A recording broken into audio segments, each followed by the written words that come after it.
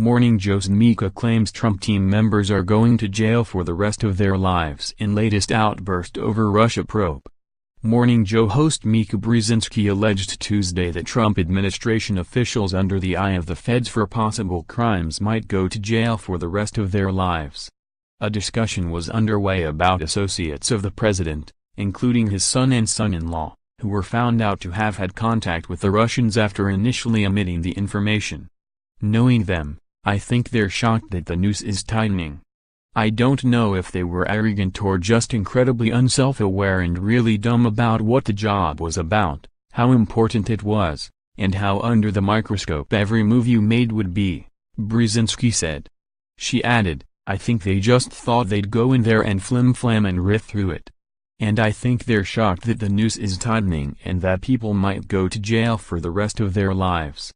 Co-host Joe Scarborough, also her fiancé, chimed in as she was finishing to say, "You're exactly right." He went on to claim that Trump is going down for his own ham-handed handling of the Department of Justice's election meddling investigations.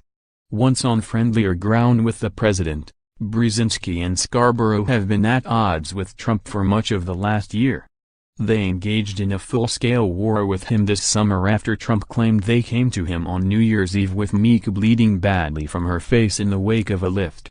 Paul Manafort, former Trump campaign chairman, faces 12.5 to 15.5 years in prison for alleged money laundering, CBS News reports.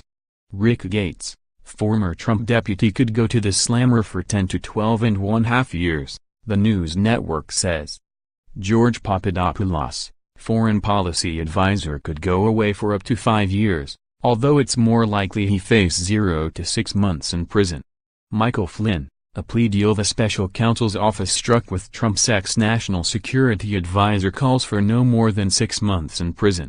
Others, Trump campaign and White House officials caught lying to the feds, could suffer the same fate as Papadopoulos. Trump hit Scarborough last week with an implication that the former lawmaker was involved in the death of an aide discovered in his congressional office in 2001 that was ruled an accident.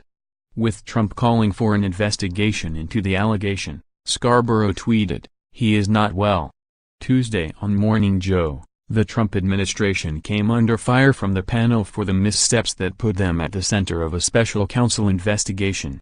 Willie Geist, a co-anchor of the program, commented on the long list of Trump associates who say they did not meet with former Russian ambassador to the U.S. Sergei Kislyak or left some other contact with a foreign official off a federal disclosure form. He specifically mentioned Donald Trump Jr. and Jared Kushner, the president's son and son-in-law, Jeff Sessions, a former Alabama senator who's now the Attorney General, and K.T. McFarland, the deputy national security advisor to Trump who was later appointed ambassador to Singapore. I don't know if it's ignorance or arrogance or some combination of the two to under sworn testimony say, "I'm going to say this thing and they'll never find out about it," Geist assessed. Scarborough narrowed the omissions down to Trump officials' contacts with the Russians. The television show host wagered that Trump did not think he would win the election, so it was all about money and contacts for future business deals. But the most remarkable thing about it is that even now that he's president, it's still all about money, Scarborough posited. He's thinking every day, how can I leverage this so when I get out of the White House I can make even more money? Brzezinski remarked then that they can feel the noose of the special counsel investigation tightening following their obtuse efforts to hide the conversations. Scarborough, a former Republican congressman who hails from Florida, said the Trump associates were in a jam because of their gross misunderstanding of the rules of Washington, the laws surrounding public service and constitutional norms, and their immense arrogance. They came in thinking people in Washington were just dumb local yokels who would get out of their way. You're just a bunch of hicks in Washington, D.C. Let the big city developers come in and we're going to show you, he said they were thinking. They wouldn't listen to anybody, and they stumbled into one possible crime after another possible crime, he said. And then Donald Trump goes into his mode. He thinks taking on Bob Mueller is the same as taking on Rosie O'Donnell.